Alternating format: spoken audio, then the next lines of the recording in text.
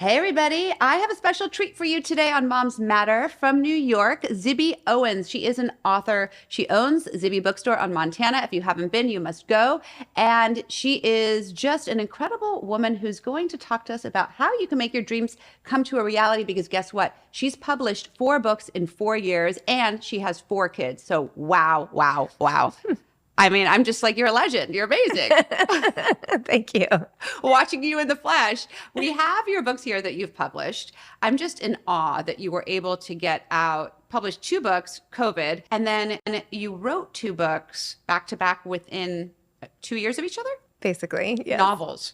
1 memoir, 1 novel. And you're a mother of 4. I am. Okay, so let's just pause for a moment and take it back, okay? We all have these dreams of doing things. Like, I've sat with the idea that I've been wanting to write a book. It's been 3 years now. And I've sat there and tried, and then I'm like, no, I can't do this. I'm too busy. How do you find the time to make it happen? I don't even know. I just well, actually, I'm really struggling writing another book now. And I'm like, how did I do this before? But there must be a way. I am sort of obsessive with my calendar. So I don't just write, but I run a publishing company and I host a podcast every day, which is going to twice a week, thank goodness, after 4 years. And I do a lot of things. And I do it based on which meetings I have, which podcasts are scheduled, and I kind of go by that and I cram everything into my day. And the rest of the stuff, like writing or doing my Substack articles or whatever, posting, that's all before or after. So you are really good about color coding your calendar, Yes. making sure everything is organized. But writing is just such this creative process, right? So it feels like, yeah, do you give yourself time to say, okay, I'm going to write now for 3 hours a day, and then you just sit and it flows?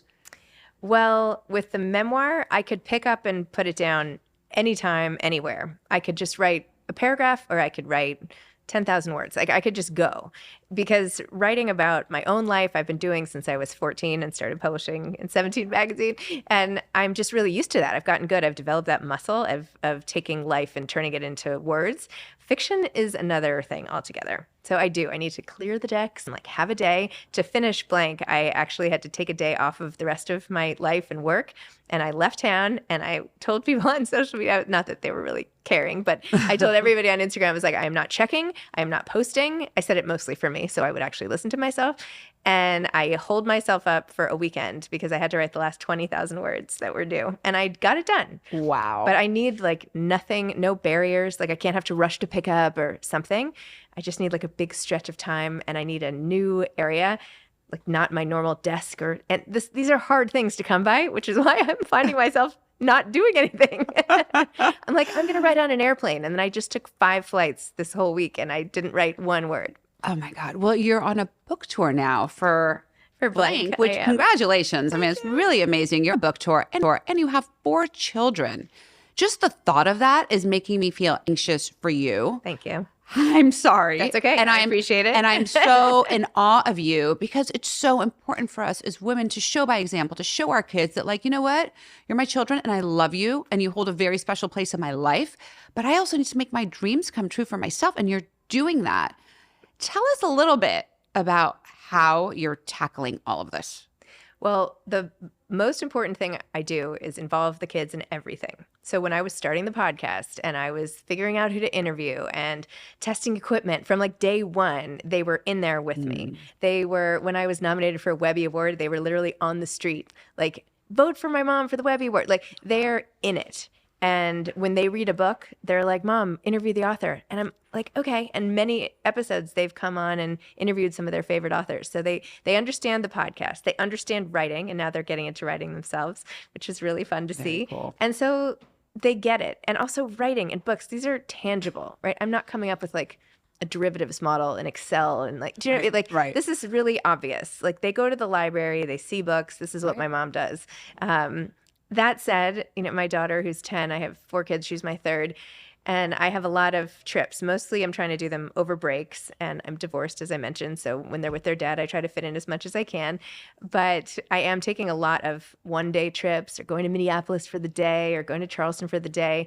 And she's like, but you're going to be gone so much. And I'm like, I know, but you know what? You saw me work so hard because they saw me fail and not get what I wanted and like pick myself up and try again. I'm like, when you're older, you've got to get out there and do it too. You're going to do this. So You're leading by example, like such a trying. beautiful, beautiful. No, really, to have a mother who's saying, you know what, like you can do it, like, and you're showing them how you can do it and how you're passionate about something, and you're showing them to do the same. So when they grow up, they won't make excuses, because I know that Yep. it's easy to make excuses, right? Like I'm too busy, but the kids come first, and but, Yep. and you're not doing that. Well, I don't mean to say the kids aren't coming first, because I will stop anything. You know, like theoretically, Of course. if they call and I'm in the middle of something, like, I mean, not right now, but you know, when I'm not filming something, I still plan everything around them. And actually my work, my day-to-day work, I leave every day at 2:30 and I go pick the little guys up from school and I bring them back, and then I work from home all afternoon. I had stayed home with them for 11 years. So I was kind of ready to jump back into something, and they get it and they're rooting for me, which is really sweet. I love that. And I love what you just said. So the first 11 years, you were fully immersed in raising your children. Oh yeah. Home nonstop. I mean, not ever home. You know, we were out and about and this class and that class. And No, but you were fully But we were committed together. to them and Oh, yeah. doing everything for them. And then what happened? What shifted for you? so then I got divorced, and all of a sudden I had the distance to like sleep, take a look at my life. It was really sad. I won't like, it's not easy when you're a stay-at-home mom to suddenly not have your kids at home every other weekend. Sure. But I do feel I'm very prepared for when they go to college, because I kind of went through that early. But I don't know. I don't know. I just try to involve them in everything. And anyway, how it got started really is I had this time. I actively decided to get more into reading and writing because I had the time and I could see the craziness of the demands of modern motherhood. I wrote this one piece that went viral on HuffPost called A Mother's Right to Sanity. And it reminded me that when I share from my heart about what I'm going through, other people relate. I started when I was 14. It's like the same girls I'm still writing for now, except now we're stressed out moms. Right.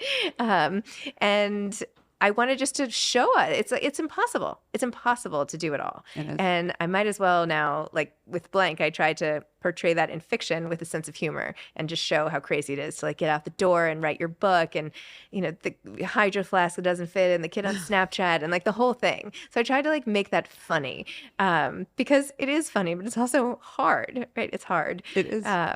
It is. So you 11 years ago, you went off and created a podcast, Yes. which is, tell us about your podcast. So my podcast is called Moms Don't Have Time to Read Books, because I did this one article, as I mentioned. I started writing and writing. I got a year's worth of essays. And then I also fell in love, and I'm married to my fall in love guy now. Congratulations. Thank you. Beautiful. And not to, you know, he was my kid's tennis pro. I'm just going to throw that out there, but don't judge. Anyway, he's a producer now. He's fabulous. Anyway. Well, by the way, on a side note, I feel like when you're aligned and when you're doing the things you love is when the world opens Yes. for Yes. you. And so you found your love on round two Yes. because you were so aligned with who you were. Yes. That's a beautiful And thing. he helped too. He helped me remember and all of that. But anyway, he suggested that I take all those essays and turn them into a book. And I said, ugh, moms don't have time to read books. And then I was like, that's so funny. That'll be the title. So I tried to take that book out to sell, and the agents said no publishers would find that funny. So I gave up, but I did find an agent who said, well, do you want to do something else? And I said, I really want to write about falling in love again at 40. And she's like, I want to read that book. So as I started writing that book, I needed a platform, because even though I had been on writing forever, it didn't matter because I Right. wasn't on social and blah, blah, blah. So that's when another girlfriend said, you should just start a podcast and see how that goes. And I didn't even have the podcast app. I didn't know what she was talking about. But then I thought, oh, I'll just use the title from that book. I'll make that the name of my podcast. And then I'll interview authors, because I love authors and I love to read. So I started with the 3 authors I knew, and they started telling friends, and the word got out. And I've lived in New York my whole life full time, although I'm here part time in LA. And at that point, I had 4 kids in 4 schools, and I grew up there, and I just know a million people there, as you do when you like live in your home community. So I started inviting everybody I knew over for these author salons all the time, and that's how the word spread. And then I started having book fairs, and all these things became precursors for things I eventually did. The book fairs turned into the bookstore, and the podcast and salons, bookstore, and I started publishing essays, which became these 2 anthologies written by authors, and that became a full-fledged publishing house, which I now have. Wow. I publish a book a month in fiction and memoir. Our book this month just is 2nd week on the USA Today bestseller list. And actually, Blank became a USA Today bestseller also. Congratulations. I This was is so excited. amazing. Yeah. This is amazing. You're doing so much, and you see it in your eyes. You are so happy doing what you're doing. You're so I am. passionate about what you're doing. Yeah. It's incredible. It's really fun. I know. That's why when people are like, how do you fit it in? I'm like, how do people fit in listening to music or something? Do you know what I mean? You just fit in the things you like. You don't even think about it. You're like, oh, of course, I want to do this. Or fitting in reading for me is something like an of course. Like any mood I'm in, every night, it's a habit. Like, and I also do it while my kids are falling asleep, which takes forever still. I don't know why. It's like an hour and a half. And I always have a book with me. And then now they're old enough, they read, but I used to read to them. And I can read for like the hour, and I'm not as stressed trying to like get back to my desk or something because I have something that I'm enjoying doing too. I like that. I'm going to adopt that because it Try takes it. my kids still that long to fall Right? asleep It's too. like forever. It's like, what are you doing? Well, now that girls have skin routines and I'm waiting Yes. and I'm like, hurry up and get in bed. Yes. I'm Yep. just going to grab a book Yep. and read. Yep. So I'm not stressed out. Yeah, I'm not stressed out. I'm immersed. I'm in something else. Then every so often, they're like, what are you reading? And then I start sharing the story. And then the next day when we go to bed, oh, Mom, what happened in your book? And then I'm like, you're never going to believe it. And then we start talking about the book. Love that. And next thing you know, it's like you're creating a love of reading in them. I love that. Are they avid readers because of you? My younger 2 are. My older 2, lost causes. Well, that's because you started later. I did. This whole journey started later. So they're really growing up with you as you're on your journey, which is a beautiful thing. I am proud, though. My older son, who's almost 17, I gave him a couple books that I had on the podcast. And I was like, just trust me, read these books. And he actually read them. But it didn't inspire him to read anymore. But it's fine. But he still read them. He still read them. That's and huge. he loves them. That's Yeah, huge. Yeah. Okay, you're such an avid reader. What is your favorite book of all time? I wish I had one, but I'm going to go with Charlotte's Web because it was the first book that made me cry.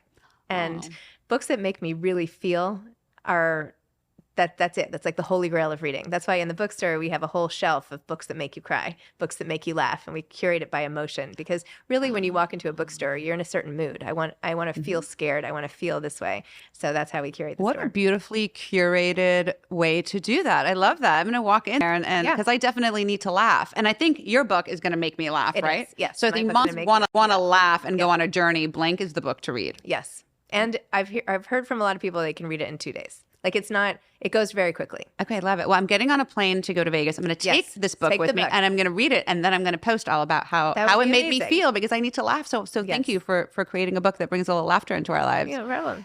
What has been for you, Zibby, and all that you've created, because you have created so much, it's so extensive. What has been the most challenging part of it all for you?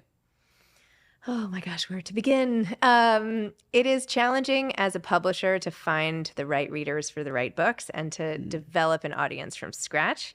It is hard. Every book is a new uphill battle to find its audience and the people who need that message. And it's hard, I won't lie. There's so many books that come out. The market is saturated. We do not need any more books. I'm not saying don't publish them because I'm a huge author advocate, Right. but it's really hard and there are too many. And that's why I've been telling the authors and like sort of anyone who will listen, the fact that anyone reads any of the books ever is huge. Anything that anyone writes, someone's going to take 6 to 8 hours out of their life to hear what your innermost thoughts and feelings are or your imagination. It's crazy. It is. You would think that people would have stopped doing that, but they haven't because it's amazing.